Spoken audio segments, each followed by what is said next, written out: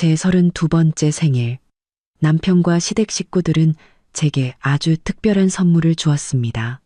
바로 남편의 아이를 임신한 상간녀였죠. 그리고 뻔뻔하게도 그 여자를 가족으로 받아들이라고 했습니다. 오늘 들려드릴 이야기는 남편이 상간녀와 살겠다며 시댁 식구 8명 모두가 동의했을 때 소란 한 번 피우지 않고 전 재산을 들고 스위스로 떠나버린 한 여자의 이야기입니다. 통장 잔고 영원을 확인한 그들의 세상이 무너지던 순간 진짜 복수는 시작되었습니다. 가희야, 오늘 내 생일인데 우리 식구들이 다 모였어. 너랑 상의할 중요한 일이 있거든. 시어머니 박영자 여사의 목소리가 거실에서 들려왔을 때 저는 주방에서 케이크를 자르고 있었습니다. 32번째 생생일. 남편 손민준과 단둘이 조촐하게 보내려 했는데 시댁 식구 8명이 전부 들이닥친 겁니다. 손을 닦고 과일 접시를 들고 나간 순간 제 얼굴에서 미소는 그대로 굳어버렸습니다. 제 남편 손민준의 옆자리에 낯선 여자가 앉아 있었습니다. 26 살쯤 되어 보이는 여자. 몸에 딱 붙는 원피스 아래로 배가 살짝 불러 있었고 민준의 팔짱을 다정하게 끼고 있었죠.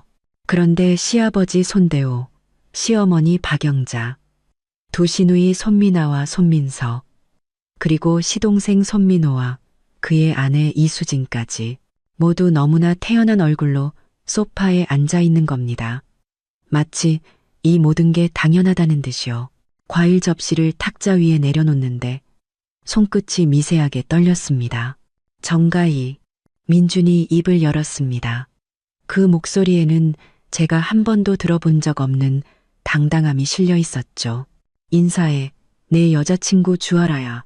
임신했어. 아들이래. 저는 그 자리에 못 박힌 듯 서 있었습니다. 온몸의 피가 차갑게 식는 것 같았고 귓가에선 수만 마리의 벌이 날아다니는 듯 윙윙거렸습니다. 시어머니 박영자 여사가 헛기침을 하며 말했습니다. 가희야, 너도 알다시피 너랑 우리 민준이 결혼한 지 5년인데 애가 없잖니. 우리 손씨 가문의 대가 끊길 수는 없지. 아라가 몸도 튼튼하고 첫째부터 떡하니 아들을 가졌으니 이건 하늘의 뜻이야. 저는 저와 대학 시절 만나 8년을 사랑한 남자 손민준을 뚫어지게 쳐다봤습니다. 그는 제 시선을 피하며 주아라의 어깨를 감싸 안고는 보란듯이 턱을 치켜들었습니다. 그래서 오늘 다 같이 오신 이유가 제 목소리가 놀랍도록 차분하게 흘러나왔습니다. 시누이 손미나가 비웃으며 말했습니다. 형님, 아직도 모르시겠어요? 아라 언니가 오빠 애를 가졌으니 당연히 이 집에 들어와 살아야죠. 걱정 마세요.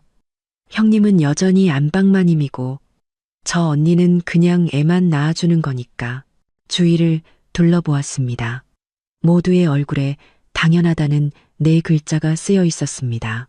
시아버지는 담배만 뻑뻑 피우며 못 들은 척했고 두 시누이는 재미있는 구경이라도 난 듯 눈빛을 교환했습니다.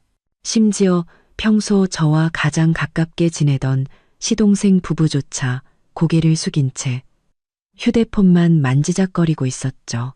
알겠습니다. 저는 고개를 끄덕였습니다.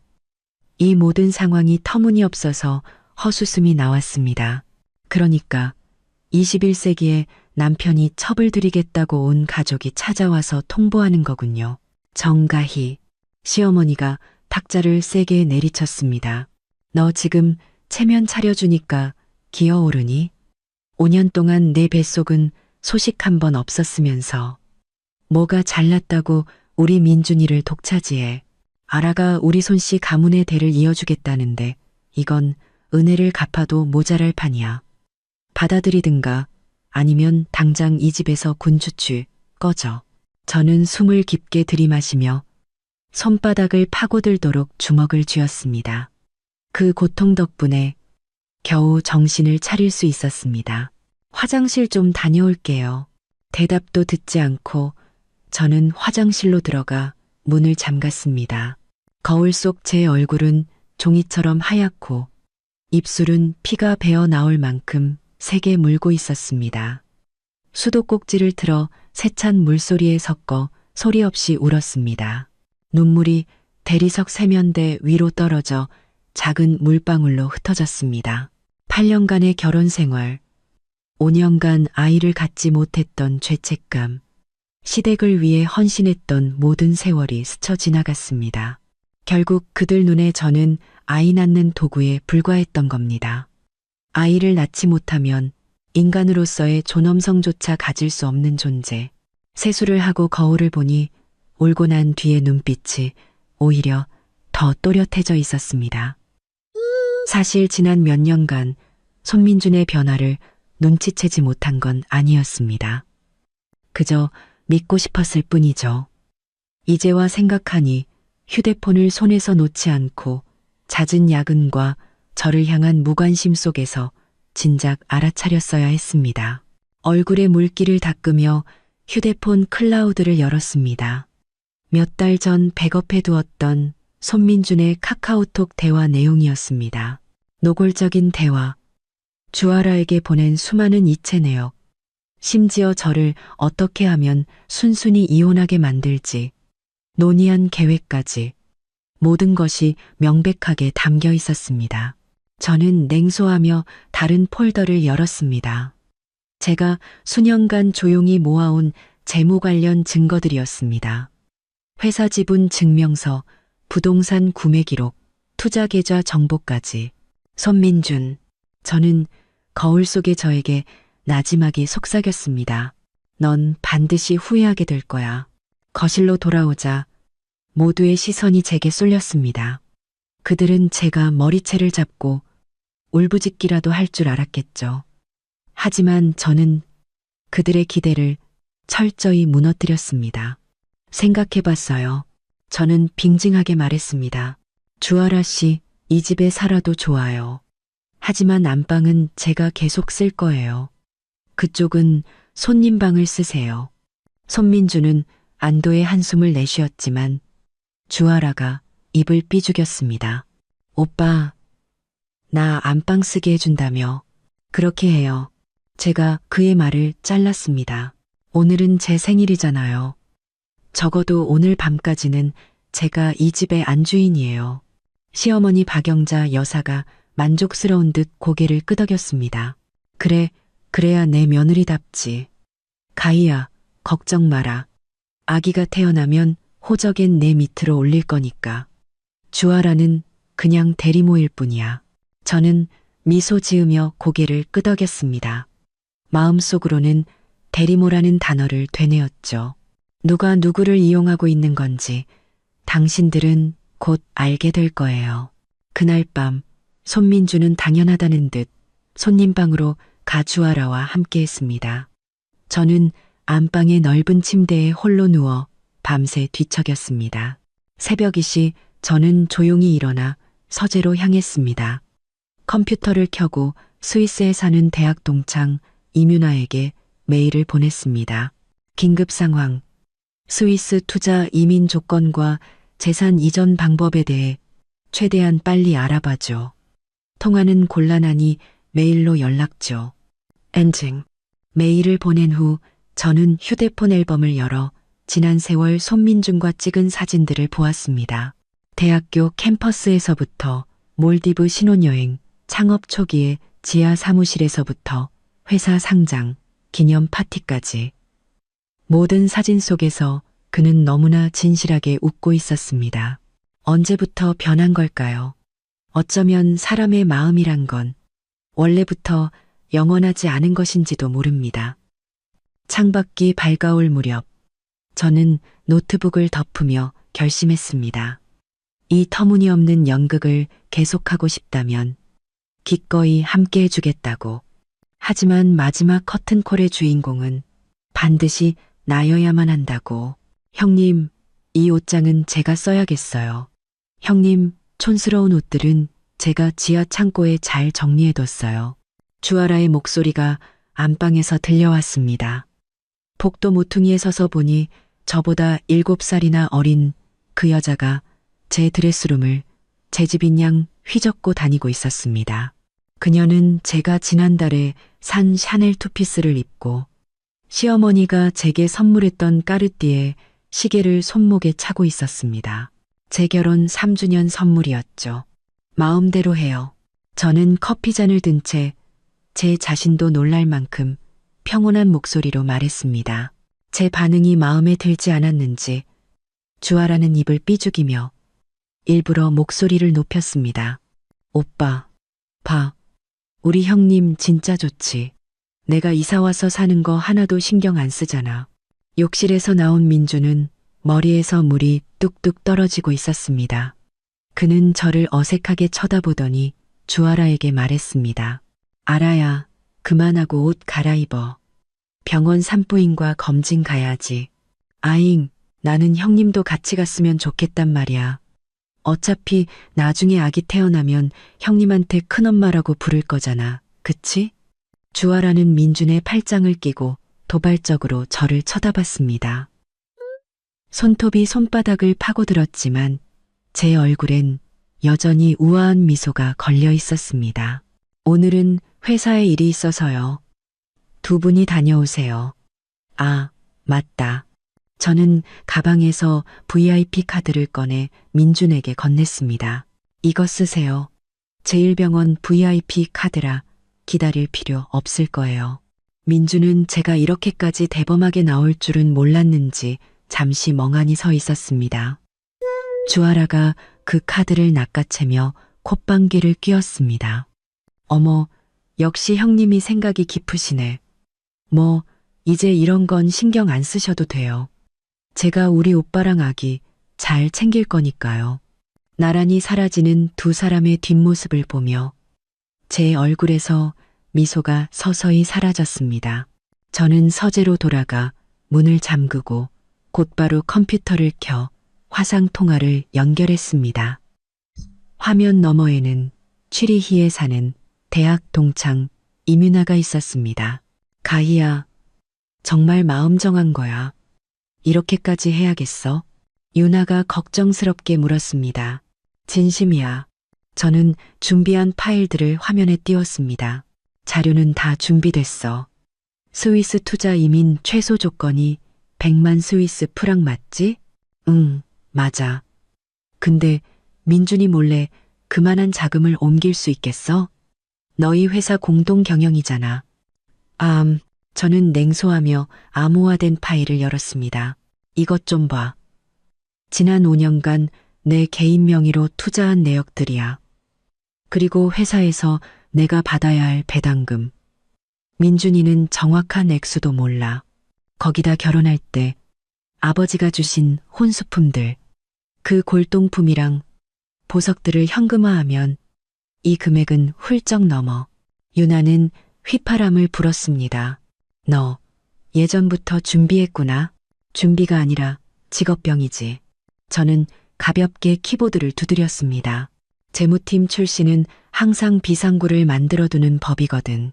이렇게 빨리 쓰게 될 줄은 몰랐지만 통화를 끊고 저는 어젯밤 몰래 찍어둔 영상을 확인했습니다. 주아라가 시어머니 방에서 몰래 보석들을 착용해보는 모습이었습니다. 이 탐욕스러운 여자는 자신의 모든 행동이 기록되고 있다는 사실을 꿈에도 모르고 있었죠. 점심시간 저는 절친 양미선을 회사 근처 레스토랑에서 만났습니다. 미선이는 고등학교 동창으로 지금은 서울지방경찰청 강력계 형사로 일하고 있습니다. 세상에, 손민준 미쳤구나.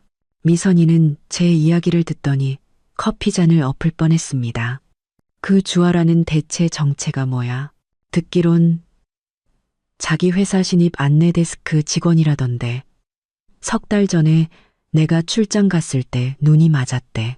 제가 라떼를 저으며 말했습니다. 미선이가 갑자기 목소리를 낮췄습니다. 잠깐만. 주아라? 혹시 긴 생머리에 왼쪽 눈가에 점 있고 핑크색 미니쿠퍼 모는 여자 아니야? 저는 고개를 번쩍 들었습니다. 어떻게 알아? 지난달에 우리가 신라호텔에서 성매매 특별 단속을 했거든. 그때 잡힌 명단에 그 여자 이름이 있었어. 미선이가 휴대폰을 뒤적였습니다. 맞아, 이 여자야. 주아라. 가명은 린다였고 돈 많은 남자들만 전문적으로 노리는 꽃뱀이야.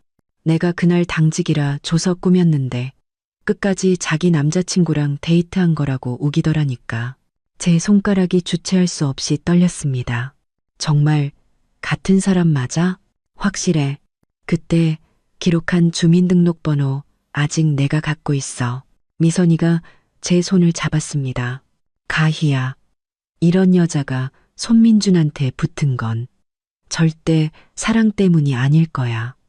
분명 다른 꿍꿍이가 있어. 저는 숨을 깊게 들이마셨습니다.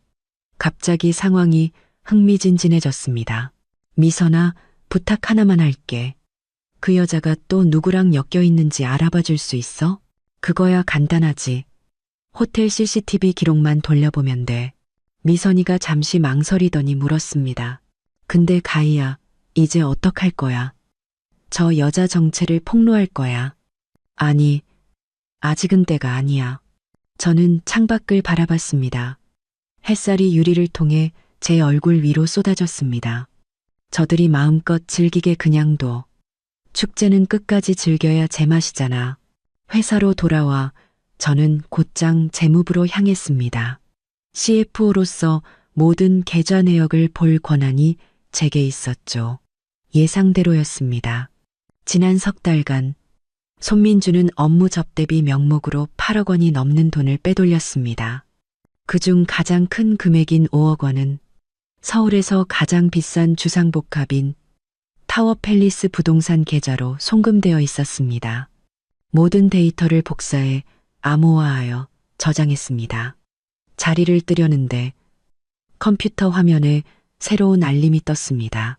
손민준이 회사 계좌에서 주아라의 개인 통장으로 2억 원을 추가로 이체한 내역이었습니다. 명목은 영양제 비용. 정말이지. 못 참는구나. 저는 냉소하며 컴퓨터를 껐습니다. 저녁에 집에 돌아오니 거실에서는 웃음소리가 가득했습니다. 시댁 식구 8명의 주아라까지 모두가 식탁에 둘러앉아 있었습니다. 가운데에는 거대한 케이크가 놓여 있었죠. 가희 왔니? 시어머니가 드물게 웃는 얼굴로 저를 맞았습니다. 이리 와 앉아. 우리 아라 임신 3개월 축하 파티하는 중이야. 의사 선생님이 아기 아주 건강한 아들이랬어. 앤드루. 저는 주아라의 손가락에서 반짝이는 다이아 반지를 보았습니다. 저와 민준이 결혼할 때 그가 제게 주었던 1캐럿짜리 티파니 약혼 반지였습니다. 지금은 그녀의 손가락에서 빛나고 있었죠. 축하드려요. 저는 가방을 내려놓고 그 반지를 못 본 척했습니다. 옷 좀 갈아입고 올게요. 어딜까, 형님. 주아라의 달콤한 목소리가 제 등 뒤에 비수처럼 꽂혔습니다. 오늘 우리 가족 좋은 날인데 같이 케이크 잘라야지. 시누이 손미나가 거들었습니다. 맞아요, 형님. 분위기 깨지 마세요. 어차피 나중에 아기 태어나면 형님한테 큰엄마라고 불러야 할 텐데 미리 친해져야죠. 저는 그 자리에 멈춰 섰습니다. 8쌍의 눈이 저를 뚫어져라 쳐다보고 있었습니다. 제가 무너지거나 분노하는 모습을 기다리고 있었죠. 그들은 제가 히스테리를 부리길, 질투의 눈먼 아내의 모습을 보여주길 바랐습니다. 그래야만 마음 편히 이 부조리한 연극을 계속할 수 있을 테니까요. 좋아요. 저는 미소 지으며 식탁으로 걸어갔습니다. 그럼 손부터 씻고요. 주아라 옆을 지날 때 저는 실수로 그녀의 주스잔을 쳤습니다.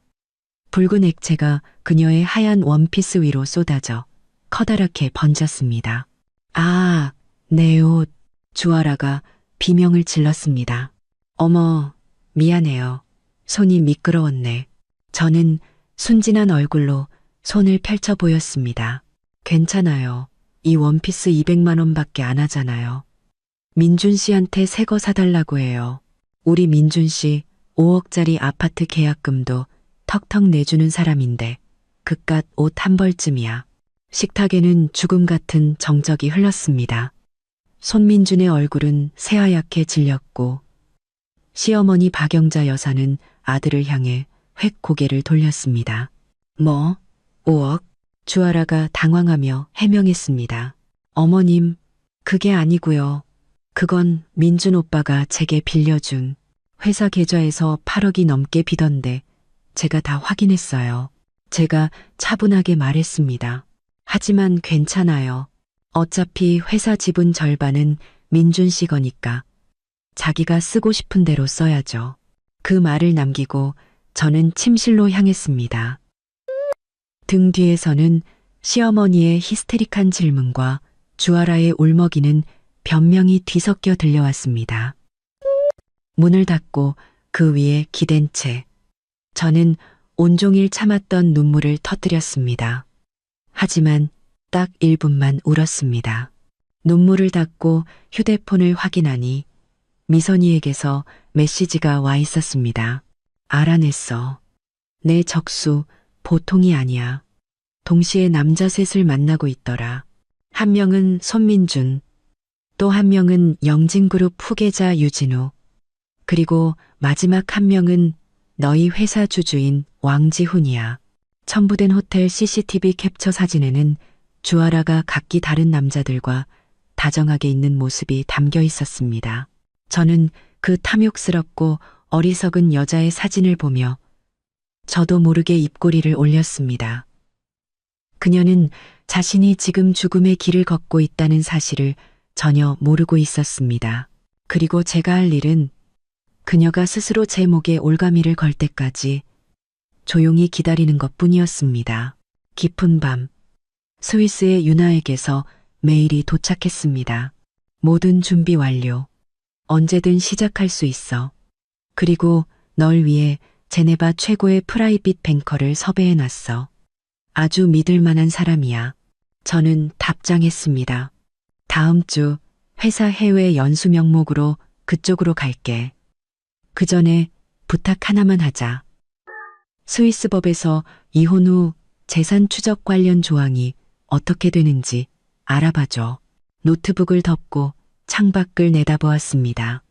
도시의 불빛은 여전히 찬란했고 제 마음속에는 그보다 더 밝은 등불 하나가 켜졌습니다. 그것은 바로 자유라는 이름의 빛이었습니다. 정 이사님, 탑승권입니다. 김 비서가 서류 가방을 건넸습니다. 스위스 현지 픽업 담당자도 확인되었습니다. 취리 대학의 한스 교수님께서 직접 공항으로 마중 나오실 겁니다. 저는 고개를 끄덕이며 마지막으로 짐을 확인했습니다. 3주 전 그 터무니없는 가족회의가 끝난 직후 저는 이번 해외 출장을 계획했습니다. 명목은 국제재무회계기준 연수 참가였지만 실제로는 제 복수 계획의 첫 단추를 꿰는 일이었습니다. 회사 일은 김 비서에게 맡길게요. 특히 분기 재무보고서는 반드시 내가 검토한 후에 발표해야 해요. 김 비서는 제가 유일하게 믿는 몇 안 되는 사람이었습니다. 알겠습니다. 이사님, 김 비서가 잠시 망설이더니 말했습니다. 손 대표님께서 어제 또 특별 지출 계좌에서 2억 원을 승인하셨습니다. 업무 접대비 명목으로요. 제 입꼬리가 살짝 올라갔습니다. 괜찮아요. 장부에 정확하게 기록만 해두세요. 그리고 영수증이랑 증빙 서류 최대한 상세하게 챙겨놓고요. 비행기가 구름 위로 솟아오를 때 저는 창밖으로 점점 작아지는 도시를 보며 기묘한 해방감을 느꼈습니다. 제가 30년 넘게 살아온 이 도시, 평생을 보낼 것이라 믿었던 가정이 이제는 저를 숨막히게 했습니다. 10시간 후 비행기는 취리 공항에 착륙했습니다. 대학 동창 이뮤나가 약속대로 저를 맞아주며 힘껏 안아주었습니다. 다 준비해뒀어. 유나가 제 귓가에 속삭였습니다. 은행 매니저는 내일 오전 9시, 부동산 중개인은 오후 2시야. 그리고 여기 네가 부탁한 것들. 유나는 제게 서류 봉투 하나를 건넸습니다. 호텔방에서 봉투를 열어보니 그 안에는 주아라의 완벽한 신상 정보가 담겨 있었습니다. 그녀는 손민준의 회사 직원이 아니라 부유층을 상대로 활동하는 전문 꽃뱀이었습니다. 본명은 주아라가 아닌 주예린. 25세. 사기 전과 산범. 하지만 번번이 증거 불충분으로 풀려났죠.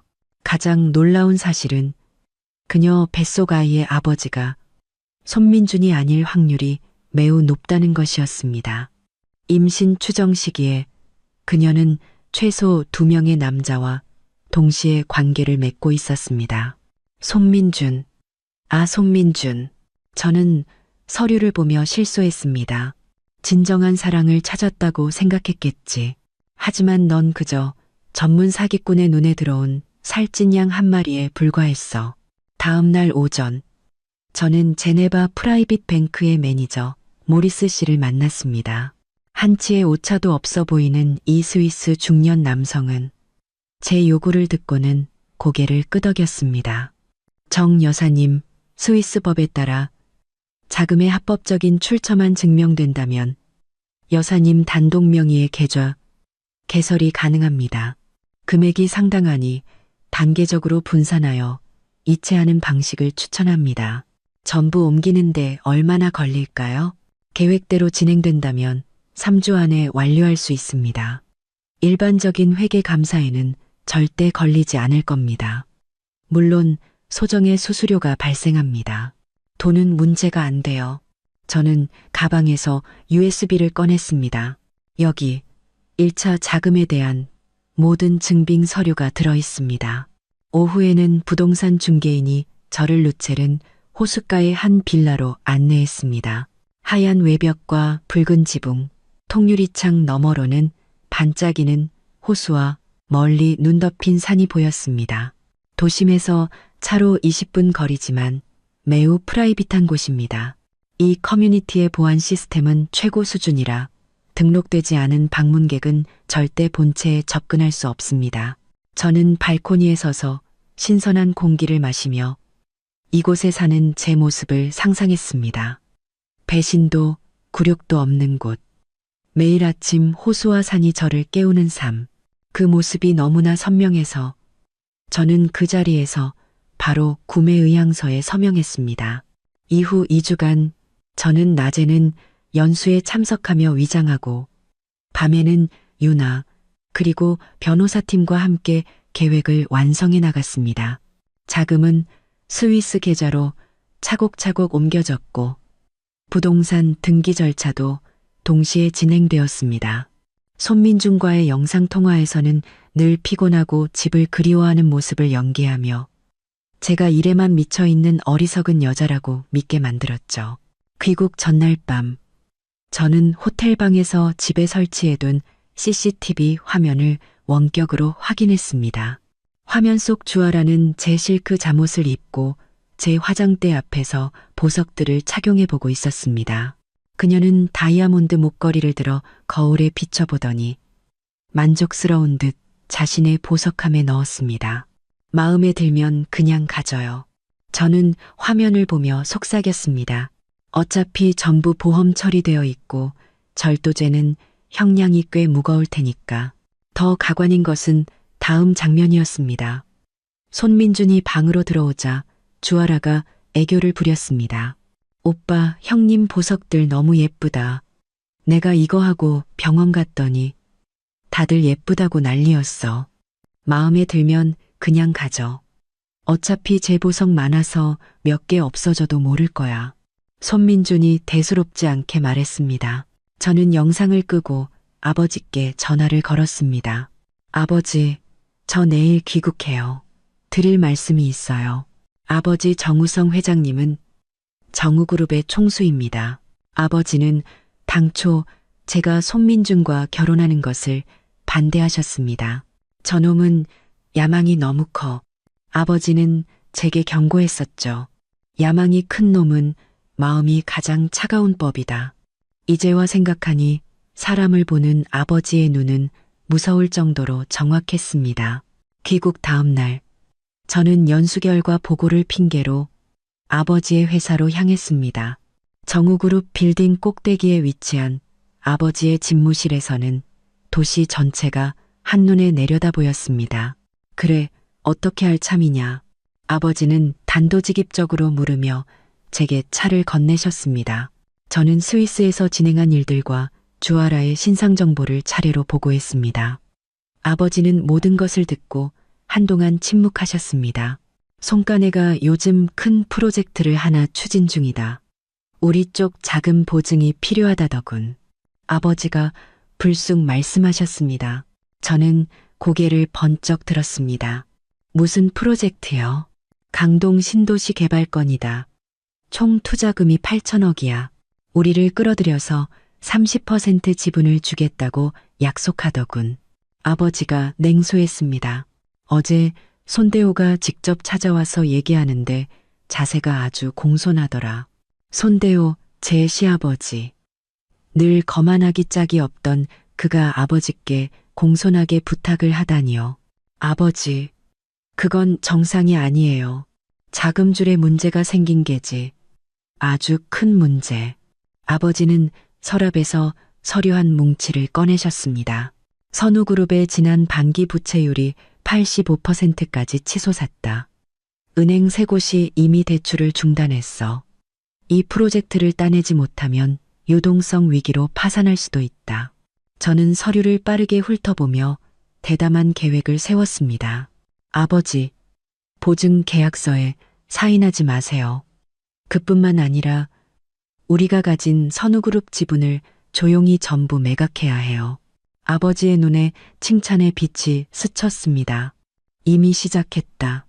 그런데 가희야, 아버지가 저를 진지하게 바라보셨습니다. 정말 이 길을 갈 거냐?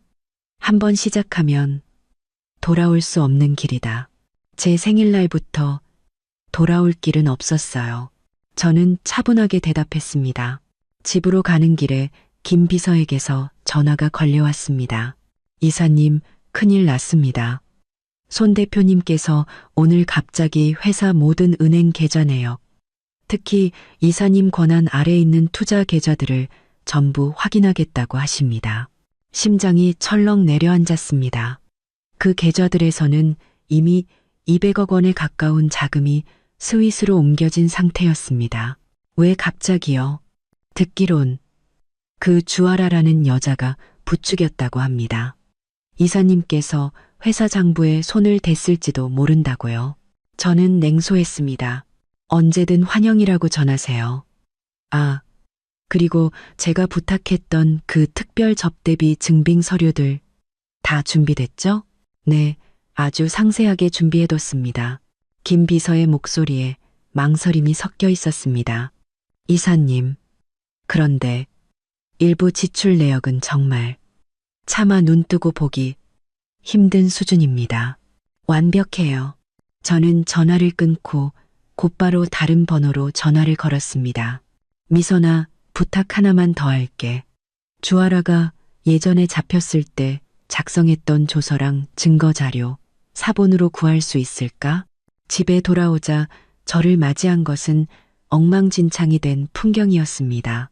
제 드레스룸은 온통 뒤집혀 있었고 화장대 위 화장품들은 거의 사라졌으며 제가 수집했던 미술품 몇 점도 보이지 않았습니다. 어머, 형님 오셨어요? 주아라가 주방에서 걸어 나오며 말했습니다. 그녀는 제 한정판 디올 원피스를 입고 손목에는 할머니의 유품인 비치 팔찌를 차고 있었습니다. 오빠랑 제가 집안 분위기를 좀 바꿔봤어요. 괜찮죠? 저는 그녀를 갈기갈기 찢어버리고 싶은 충동을 억누르며 미소 지었습니다. 물론이죠. 아, 맞다.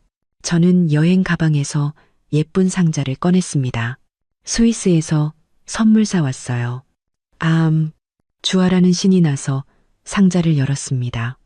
그 안에는 까르띠에 목걸이가 들어있었죠. 사실 제가 귀국하기 직전에 급하게 산 정교하게 만들어진 가품이었습니다. 와, 진짜 예쁘다. 주아라는 곧바로 목걸이를 걸고 거울 앞에서 빙글빙글 돌았습니다. 형님, 정말 고마워요. 마음에 든다니 다행이네요.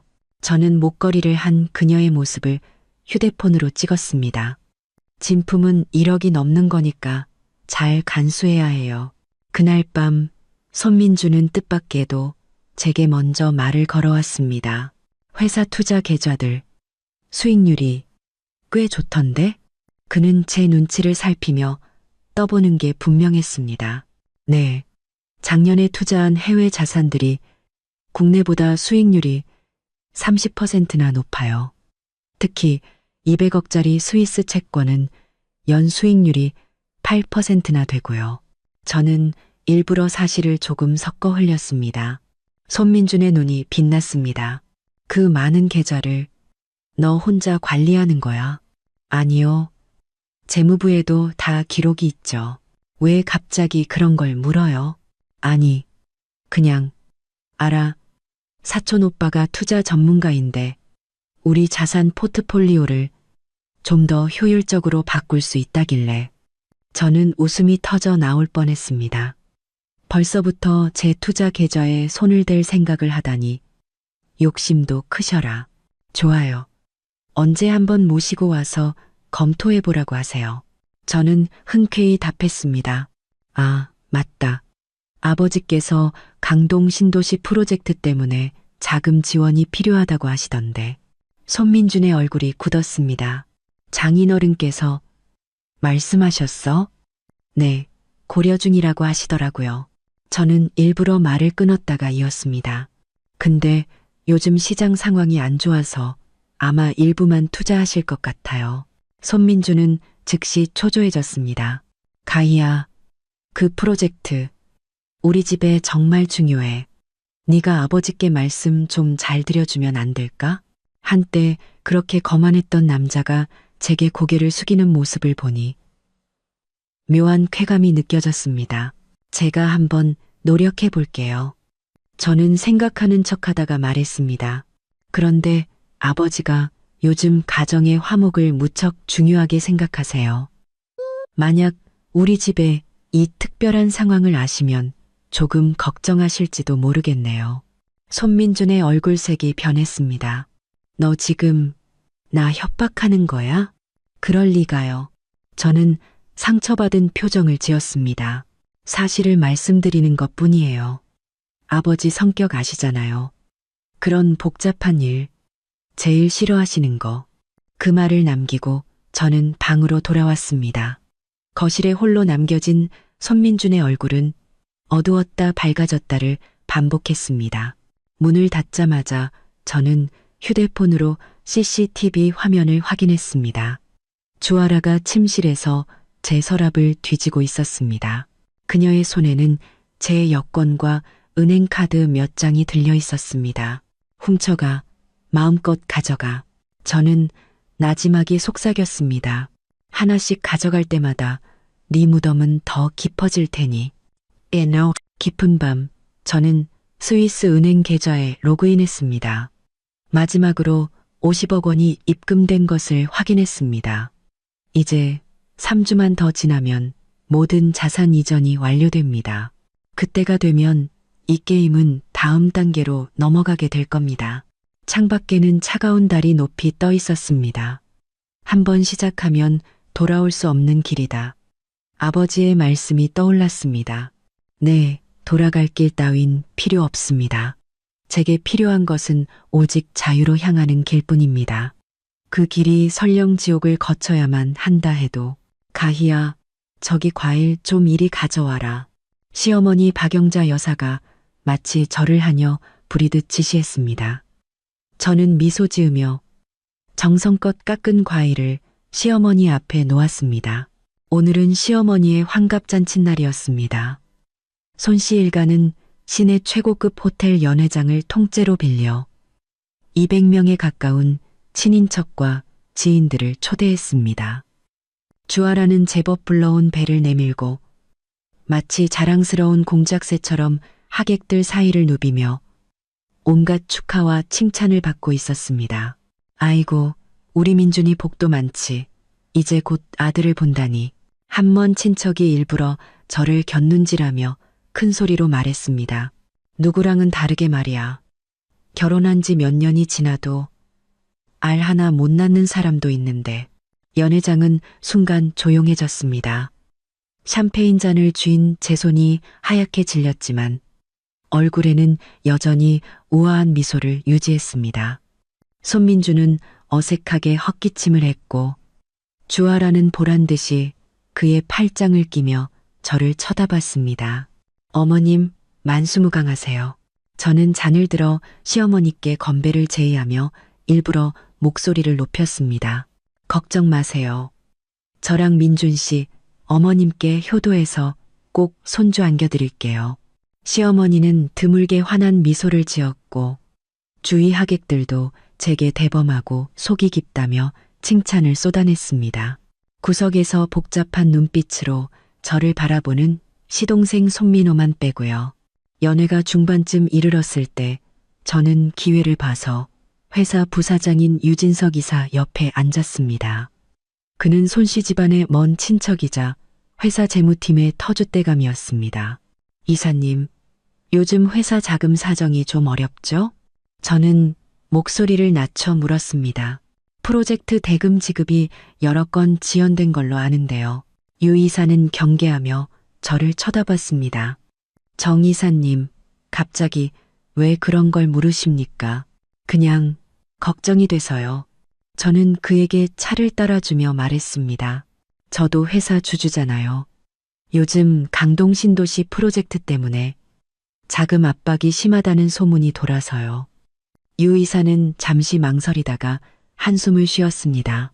솔직히 말씀드리면 손 대표님께서 요즘 회사 돈을 많이 가져다 쓰셨습니다.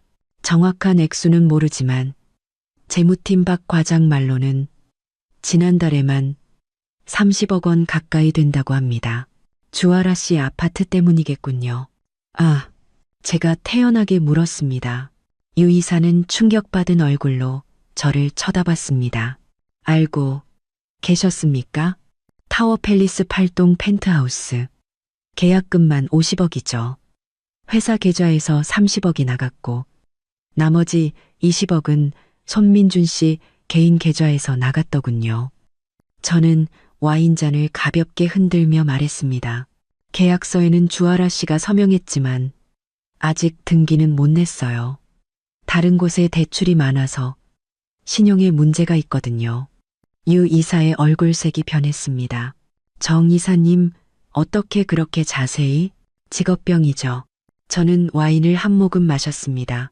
이사님, 만약 누군가 이 장부들을 조사하겠다고 한다면 이사님은 어느 편에 서실 건가요? 그가 대답하기도 전에 연회장 중앙에서 갑자기 소란이 일었습니다. 주아라가 손민준의 손을 잡고 사람들 앞에서 외치고 있었습니다. 여러분, 저랑 우리 오빠 아기 이름도 다 지었어요. 아들이면 손유찬, 딸이면 손유나라고요. 하객들은 환호했고 시어머니는 입이 귀에 걸렸습니다. 좋다, 좋아. 이름 참 잘 지었다. 저는 조용히 휴대폰 녹음 기능을 켜고 손민준에게 다가갔습니다. 민준 씨, 아기 이름 정말 좋네요. 그런데 제가 듣기로 타워 팰리스는 학군이 별로라던데 청담동 쪽으로 알아보는 건 어때요? 좀 더 비싸긴 해도 아이 미래를 위해서라면. 필요 없어. 손민준이 단호하게 말했습니다. 타워 팰리스도 200평이라 충분히 넓어. 그리고 그는 주아라를 자랑스럽게 껴안으며 말했습니다. 내 전 재산은 전부 우리 아들 건데 좋은 학교 못 보낼까봐 걱정이야. 정말요? 전 재산을 다 아들한테요? 제가 놀란 척 물었습니다. 그럼 회사 지분도요? 당연하지. 손민준은 술에 취했는지 목소리가 점점 커졌습니다. 나 손민준이 평생 고생한 게 다 우리 아들 때문 아니겠어? 여기 계신 분들 모두 증인이 되어 주십시오. 제 아들이 태어나면 제 명의의 모든 재산을 아들 앞으로 넘기겠습니다. 하객들은 다시 한번 환호했고 주아라는 승리의 미소를 지으며 저를 도발적으로 쳐다봤습니다. 저는 미소 지으며 고개를 끄덕였고 주머니 속에서 휴대폰이 계속 녹음 중임을 확인했습니다. 연회가 끝나고 저는 회사에 일이 있다는 핑계로 곧장 사무실로 향했습니다. 텅 빈 사무실에서 컴퓨터를 켜고 지난 석 달간의 모든 재무 기록을 확인했습니다. 유 이사 말이 맞았습니다. 손민주는 막대한 자금을 횡령했고 그 수법은 매우 조잡하여 어떠한 위장도 되어 있지 않았습니다. 모든 증거를 암호화된 USB에 복사한 후 저는 대담한 결정을 내렸습니다. 시스템에 제 접속 기록을 남기기로 한 것입니다. 손민준이 장부를 확인한다면 누군가 이 자금 흐름을 추적했다는 사실을 분명히 알 수 있을 만큼 명백하지만 동시에 실수로 남겨진 것처럼 보이는 흔적을요. 모든 일을 마치니 새벽이 시었습니다. 기지개를 켜고 컴퓨터를 끄려는데 스위스의 유나에게서 메일이 도착했다는 알림이 떴습니다. 가희야, 마지막 자금까지 내 계좌로 무사히 이체 완료했어. 부동산 등기 절차도 모두 끝났고 열쇠와 서류는 네가 말한 대로 은행 개인금고에 보관했어. 그리고 네가 물어봤던 이혼 후 재산 추적 문제, 스위스 법은 한국과 완전히 달라. 일단 메일을 다 읽기도 전에 사무실 문이 벌컥 열렸습니다. 술 냄새를 풍기며 얼굴이 벌개진 손민준이 서 있었습니다. 역시 여기 있었군. 너 회사 장부 뒤졌지? 저는 태연하게 노트북을 덮었습니다. 정기 감사일 뿐이에요. CFO로서 제 업무잖아요. 웃기지 마. 손민준이 책상을 세게 내리쳤습니다. 아라말이 맞았어. 넌 역시 날 조사하고 있었어. 조사요? 저는 냉소했습니다. 당신이 회사 돈을 횡령해서 상간녀 집 사준 걸 조사했다는 말이에요? 아니면 그 더러운 접대비 내역들을 조사했다는 말인가요? 손민준의 얼굴이 새하얗게 질렸습니다. 너, 어떻게? 내가 아는 건 당신 상상 이상이에요. 저는 자리에서 일어나 그와 눈을 맞췄습니다. 예를 들면 주아라가 동시에 만나던 3명의 남자들, 그녀의 사기, 전과들, 그리고 저는 일부러 말을 끊었습니다. 그녀 뱃속 아이의 진짜 아버지가 누군지 같은 것들 말이죠. 손민준의 주먹이 벽을 세게 쳤습니다. 헛소리하지 마. 그런가요? 저는 휴대폰을 꺼내 미선이가 보내준 사진을 보여주었습니다. 이건 주아라와 영진그룹 유진우 이사가 호텔에 들어가는 CCTV 화면이에요. 시점은 그녀가 당신에게 임신했다고 말하기 일주일 전이죠. 그리고 이건 화면을 넘겼습니다. 우리 회사 주주인 왕지훈과 호텔에서 미래하는 영상이에요. 이때는 이미 임신 2개월 차였네요. 라우, 손민준의 눈이 커지고 호흡이 거칠어졌습니다. 이건 불가능해. DNA 검사는 간단해요. 아이가 태어나면 바로 알 수 있겠죠. 하지만 그때까지 기다릴 필요는 없을 것 같네요. 무슨 소리야? 이혼해요. 저는 차분하게 말했습니다. 이 지긋지긋한 연극, 이제 끝내고 싶어요. 손민주는 잠시 멍하니 있다가 이내 비열한 미소를 지었습니다. 이혼? 좋아. 하지만 너, 나한테서 단 1원도 가져갈 생각. 마, 회사는 내 거고, 집도 내 거고, 모든 게 다 내 거야. 법은 그렇게 말하지 않을 텐데요. 혼인 기간 중 형성된 공동재산은 제가 절반을 가질 권리가 있어요. 저는 일부러 그를 자극했습니다. 꿈깨. 손민주는 완전히 이성을 잃었습니다. 정가희, 잘 들어. 넌 이 집에서 빈손으로 쫓겨나게 될 거야. 장부?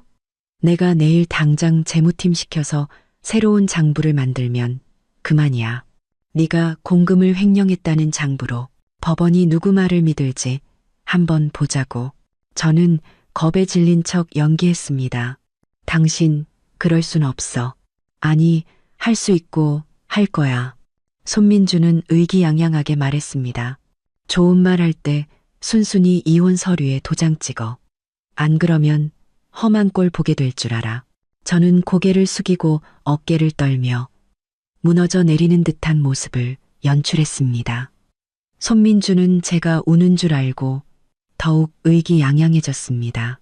진작 이렇게 나올 것이지. 네가 얌전히 주아라를 받아들였다면 이 정도로 망신은 안 줬을 텐데. 극음이 그가 문을 박차고 나간 후 저는 고개를 들었습니다. 얼굴에는 눈물 한 방울 없었죠. 오히려 입가에는 차가운 미소가 걸려 있었습니다. 방금 전의 대화는 제 주머니 속다른 휴대폰에 고스란히 녹음되었습니다. 컴퓨터를 켜 유나에게 짧은 메일을 보냈습니다. 마지막 단계 서둘러줘. 플랜 B 준비. 그리고 아버지께 암호화된 메시지를 보냈습니다. 자금 회수 시작하세요. 모든 일을 마치고 저는 의자에 기대앉아 긴 숨을 내쉬었습니다. 손민준의 분노, 협박, 심지어 장부를 조작해 저를 함정에 빠뜨리려는 계획까지 모든 것이 제 예상대로였습니다. 가장 멋진 건 그가 직접 빈손으로 쫓아내겠다고 말한 것입니다.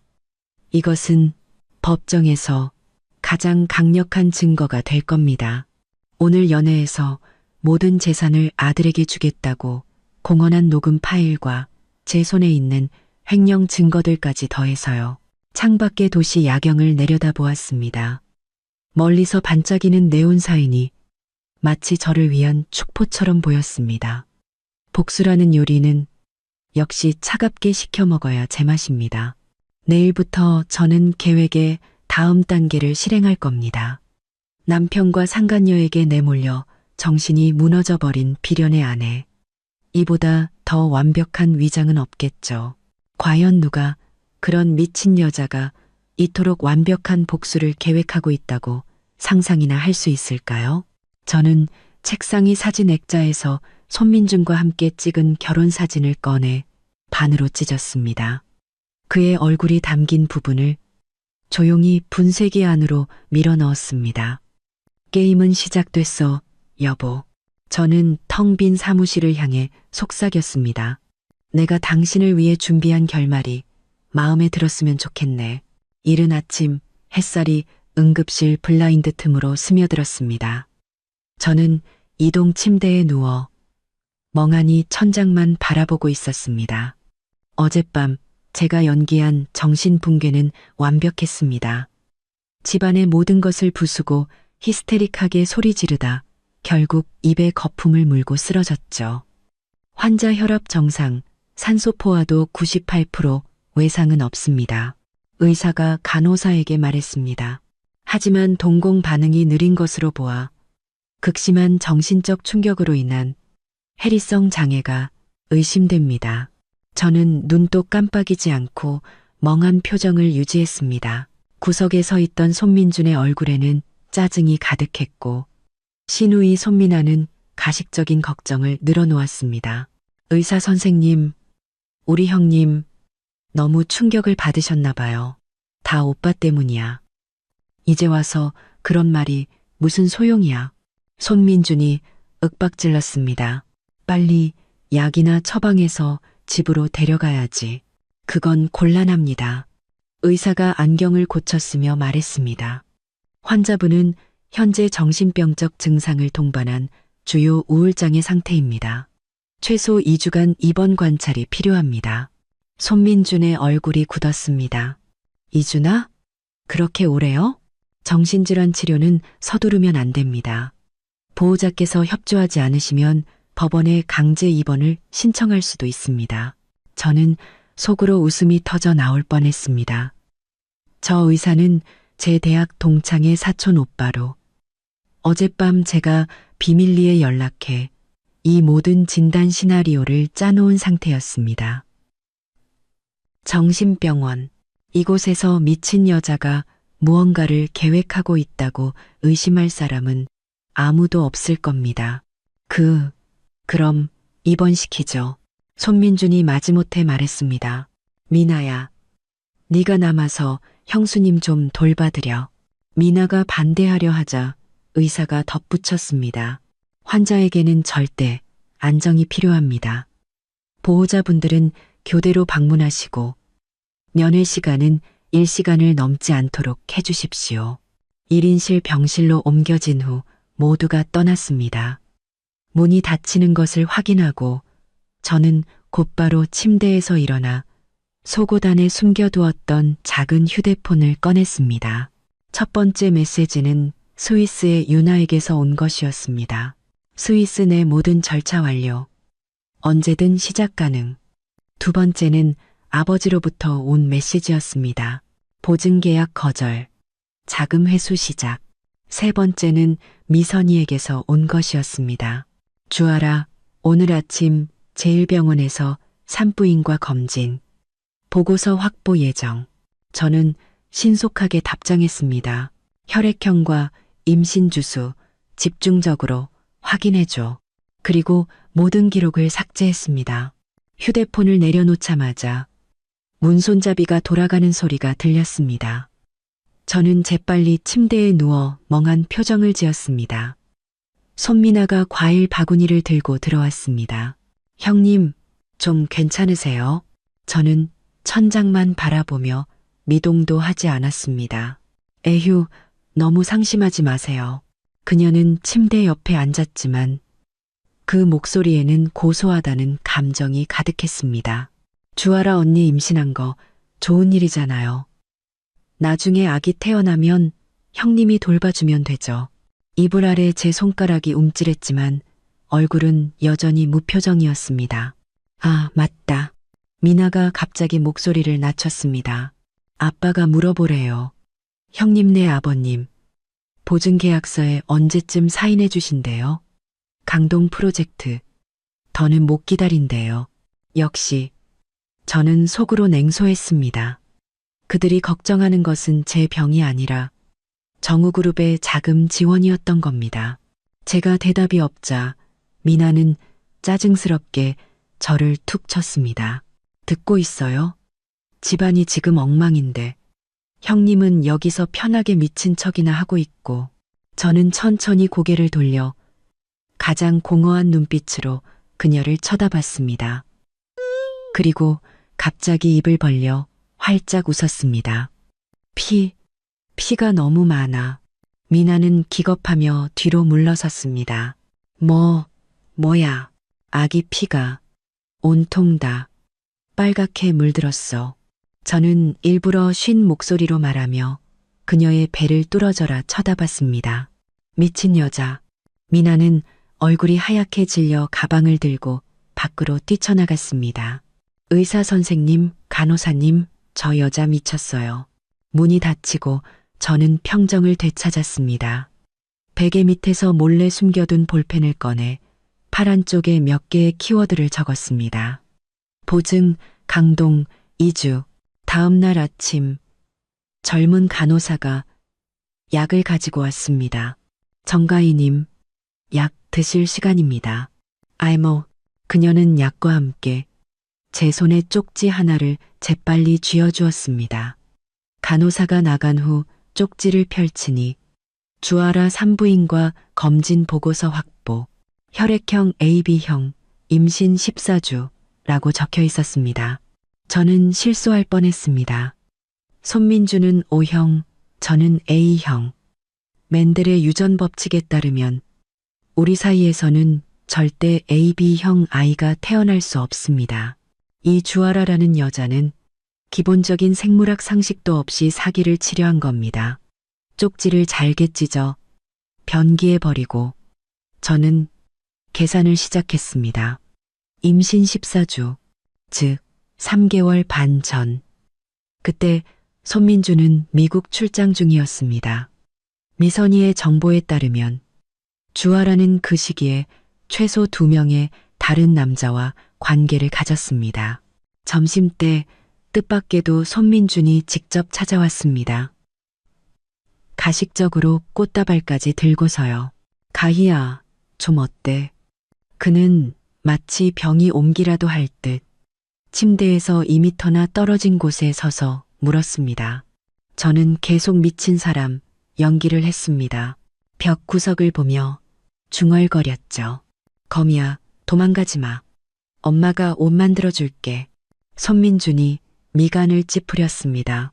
의사는 언제 퇴원할 수 있대? 퇴원, 피, 사방에 피가. 저는 갑자기 그의 팔을 붙잡았습니다. 보여? 아기 피가. 그는 제 손을 세게 뿌리쳤습니다. 그만해. 연기 집어치워. 회사의 일이 산더미인데 너 여기서 미친 짓 할 시간 있어? 회사, 돈이 아주 많아. 다 날아갔어. 헐헐. 저는 바보처럼 웃었습니다. 손민준의 얼굴이 굳었습니다. 무슨 소리야? 무슨 돈이 날아가? 저는 벽을 향해 돌아누워 더 이상 그를 상대하지 않았습니다. 그는 병실을 서성이다가 결국 화를 내며 나가버렸습니다. 저는 그가 틀림없이 회사 계좌를 확인하러 갈 것이고 그를 기다리는 것은 아주 큰 선물일 것이라는 사실을 알았습니다. 아버지가 이미 자금을 회수하기 시작했으니 회사 유동 자금은 곧 바닥을 드러낼 테니까요. 오후에 간호사가 다시 찾아와 더 중요한 소식을 전했습니다. 정가희님, 장 씨라는 분이 친구라고 하시면서 아래층에서 기다리고 계십니다. 골동품 감정 때문에 오셨다는데요. 제 눈이 살짝 빛났습니다. 장명진, 제 골동품 거래상 친구. 계획대로 움직인 모양입니다. 10분 후 장명진은 의사 가운을 입고 병실로 들어왔습니다. 심리치료사로 위장한 것이었죠. 간호사가 문 밖에서 망을 보는 사이 명진은 목소리를 낮춰 말했습니다. 물건들 다 빼냈어. 네가 말한 송나라 도자기랑 할머님 보석함까지 전부 스위스 쪽에서 수령 확인했어. 들키진 않았고 내가 폐가구 처리하는 척하고 지하 창고에서 가져왔어.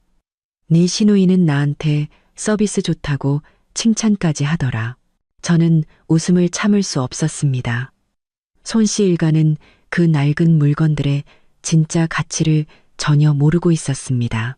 그 송나라 찻잔 세트는 국보급 유물로 한 점에 수억 원을 호가하는 물건이었습니다. 그리고 이거, 와우. 명진이 서류 가방에서 작은 상자를 꺼냈습니다. 네가 특별히 부탁한 거. 상자를 열자 그 안에는 할머니께서 임종 직전에 제게 몰래 주신 갑오, 고풍스러운 옥놀이개가 들어있었습니다. 수십억의 가치를 지닌 물건이었죠. 저는 그것을 침실벽 안비밀 공간에 숨겨두어 손민준조차 그 존재를 몰랐습니다. 고마워. 그리고 이 서류 미선이에게 전해줘. 저는 암호와 계좌번호가 적힌 쪽지를 그에게 건넸습니다. 장명진이 떠나자마자 시누이 손미나가 다시 찾아왔습니다. 이번에는 충격적인 소식을 들고서요. 형님, 주아라 언니 유산했대요. 저는 고개를 번쩍 들었습니다. 이번에는 연기가 아니었습니다. 정말로 충격받았죠. 방금 전에 갑자기 하혈을 해서 의사 말이 아기를 지키지 못했대요. 미나의 얼굴에는 기묘한 흥분이 서려 있었습니다. 저는 즉시 상황을 파악했지만 겉으로는 멍한 표정을 지었습니다. 내가 봤어. 피를. 맞아. 형님이 예언했어. 미나가 흥분해서 말했습니다. 엄마가 이건 하늘의 뜻이래. 주아라 그 여자 복이 없는 거라고. 그때 손민준이 병실로 뛰어들어왔습니다. 눈이 시뻘겋게 충혈되어 있었죠. 정가희, 네 짓이지. 저는 겁먹은 척 벽 구석으로 움츠러들었습니다. 오빠, 무슨 소리야? 형님은 계속 병원에 있었잖아. 미나가 그를 막아섰습니다. 그럼 왜 아라가 갑자기 유산을 해? 의사 선생님 말이 뭘 잘못 먹은 것 같대. 그리고 혈액형 검사에도 문제가 있었고. 손민주는 그 자리에 굳었습니다. 무슨 소리야? 오빠가 직접 봐. 미나는 가방에서 주아라의 검사 결과지 사본을 꺼냈습니다. 손민주는 서류를 훑어보더니 얼굴이 점점 흉측하게 변해갔습니다. 이건 불가능해. 엄마가 사람 시켜서 알아봤어. 주아라 그 시기에 다른 남자들도 만나고 다녔대. 그애 오빠 애가 아닐 수도 있다는 거야. 어웨이. 손민주는 마치 벼락이라도 맞은 듯 그 자리에 못 박혀 있었습니다. 저는 이불 속에서 터져나오는 웃음을 참느라 혼났습니다. 이 연극, 제가 상상했던 것보다 훨씬 더 흥미진진했습니다. 그때 손민준의 휴대폰이 울렸습니다. 그는 기계적으로 전화를 받았고 그의 얼굴은 충격에서 공포로 바뀌었습니다. 뭐? 유 이사가 감사를? 언제부터? 아버지도 아셔? 알았어. 지금 바로 갈게. 그는 전화를 끊고 저를 쏘아보며 말했습니다. 미친 척해서 빠져나갈 생각 마. 회사 일 아직 안 끝났어. 그는 병실을 뛰쳐나갔고 미나도 그 뒤를 따랐습니다. 병실이 조용해지자 저는 베개 밑에서 휴대폰을 꺼내 아버지께 메시지를 보냈습니다. 금을 거두세요. 그리고 답장했습니다. 병원에서는 3일 더 있겠습니다. 휴대폰을 내려놓고 창가에 섰습니다. 서쪽 하늘이 핏빛으로 물들고 있었습니다. 마치 이 성대한 복수극의 막이 내리는 것을 축하하는 것처럼. 하지만 최고의 장면은 아직 시작되지도 않았습니다. 사흘 후 의사는 제가 퇴원해도 좋다고 선언했습니다. 손민주는 저를 데리러 오지 않았고 대신 시동생 손민호가 왔습니다. 차 안에서 그는 몇 번이나 망설이다가 결국 형수님 죄송합니다 라는 말만 남겼습니다. 집에 돌아오니 제 물건들은 전부 지하 창고로 옮겨져 있었습니다. 안방은 주아라가 사용했던 흔적으로 어지러웠고 벽에는 그녀와 손민준이 다정하게 찍은 사진들이 걸려 있었습니다. 저는 그 사진들을 조용히 떼어내 가위로 잘게 잘라버렸습니다. 밤늦게 손민준이 술에 취해 돌아왔습니다. 저를 보고는 잠시 흠칫 놀랐죠. 너 어떻게 퇴원했어? 의사 선생님이 다 나았대요. 제가 차분하게 말했습니다. 그는 저를 몇 초간 쳐다보더니 갑자기 무릎을 꿇고 제 다리를 붙잡았습니다. 가희야, 내가 잘못했어. 그 주아라라는 쌍년한테 내가 속았어. 그 애 내 애도 아니었고 회사도 망하게 생겼어. 제발 나 좀 도와줘. 저는 마치 길 잃은 개를 쓰다듬듯 그의 머리를 부드럽게 쓰다듬었습니다. 걱정 마요. 다 잘 될 거예요. 이 말은 진심이었습니다. 네, 모든 것이 제 계획대로 잘 되어가고 있었으니까요. 저에게만. 깊은 밤 저는 스위스 은행 계좌에 마지막 자금이 입금된 것을 확인했습니다. 내일 저는 정식으로 이혼을 요구할 겁니다. 그리고 한때 세상을 다 가진 듯 거만했던 손민주는 자신이 아무것도 가진 게 없다는 사실을 깨닫게 될 겁니다. 스위스 은행의 확인 메일은 새벽 3시에 도착했습니다. 저는 휴대폰 화면 속 짧은 문장을 몇 번이고 다시 읽었습니다. 정가희 여사님 명의의 모든 자산 이전이 완료되었습니다. 총액은 1억 2천만 스위스 프랑입니다. 창밖으로 새벽 여명이 밝아오고 있었습니다. 저는 긴 숨을 내쉬었습니다. 지난 2년간의 치밀한 계획이 드디어 결실을 보는 순간이었습니다. 아침에 일어나 저는 일부러 수수한 베이지색 정장을 골라 입고 초췌하고 순종적으로 보이도록 옅은 화장을 했습니다. 거울 속에 저는 삶에 지친 비련의 여주인공 그 자체였습니다. 가희야, 일찍 일어났네. 손민준이 손님방에서 나왔습니다. 그의 눈 밑에는 짙은 다크서클이 내려와 있었습니다. 네, 드릴 말씀이 있어서요. 아버님, 어머님 좀 모셔다 주실 수 있어요? 저희 미래에 대한 이야기예요. 저는 눈에 눈물이 고이도록 연기하며 말했습니다. 1시간 후 손씨 일가 8명이 다시 거실에 모였습니다. 반년 전 그 끔찍했던 날과 똑같은 구성원이었지만 주아라의 모습은 보이지 않았고 손민준의 얼굴에는 피로와 불안감이 가득했습니다. 가희야, 무슨 일인데 이렇게 급하게 불렀니? 시어머니가 짜증 섞인 목소리로 물었습니다. 보석을 도둑 맞은 후 그녀는 10년은 더 늙어 보였습니다.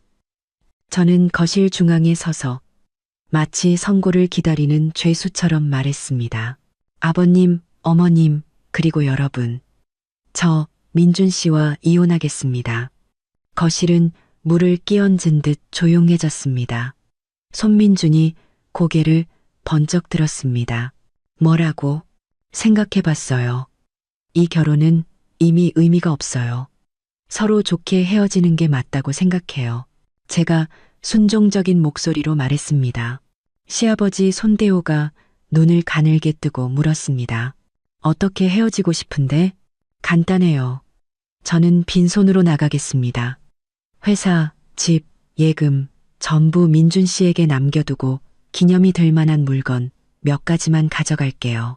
손민준의 표정은 충격에서 의심으로 그리고 이내 탐욕스러운 기쁨으로 바뀌었습니다. 너 진심이야? 네, 진심이에요. 단 조건이 있어요.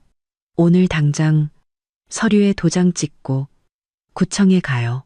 시어머니가 즉시 경계했습니다. 뭐가 그리 급해? 무슨 꿍꿍이라도 있는 거 아니야? 어머니, 손민준이 그녀의 말을 잘랐습니다. 가희가 이렇게까지 양보하는데 뭘 더 의심하세요? 그가 저를 보며 흥분된 빛을 감추지 못하고 말했습니다. 좋아, 오늘 당장 구청으로 가자. 잠깐만요. 시동생 손민호가 갑자기 입을 열었습니다. 형수님, 정말 아무것도 안 받으시겠다고요? 이건 상식적으로 말이 안 되잖아요. 저는 씁쓸하게 웃었습니다. 민호 씨, 제가 지금 돈이 문제겠어요? 저는 지난 반년 동안 남편을, 가정을, 심지어 제정신까지 잃을 뻔했어요. 이제 그냥 다 잊고 새로 시작하고 싶을 뿐이에요. 이 연기는 완벽했습니다. 시어머니의 눈에서 경계심이 사라지는 것을 보았고 손민주는 이미 휴대폰을 꺼내 변호사에게 연락하고 있었습니다. 아, 맞다. 마지막으로 침실에 가서 제 물건 좀 챙겨도 될까요? 낡은 옷 몇 가지랑 앨범뿐이에요. 마음대로 해. 뭐 도와줄까?